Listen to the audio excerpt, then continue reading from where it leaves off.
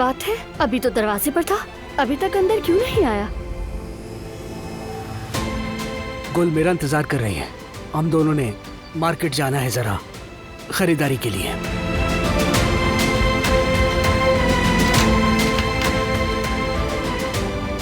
साले, मैं वेट कर रही थी, अंदर क्यों नहीं आए? आ रहा था मैं।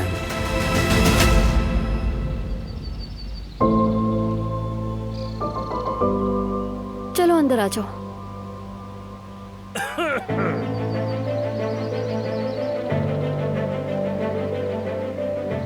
तुम इसे देखकर ऐसे क्यों खांस रहे हो? खांसी आ रही है, गला खराब है मेरा। तो पानी पी लो, ठंडा पानी फायदा देगा। मैं तो बस गर्म पानी पीता हूँ, आहिस्ता आहिस्ता घूंट लेकर। ठंडा अच्छा नहीं लगता। ख्याल रखना कहीं गले में ना फंस जाए। खैर छोड़ो ये सब, तुम यहीं रुको। मेरा बैग सामने रखा है, मैं बस उठा कर ले आती हूँ।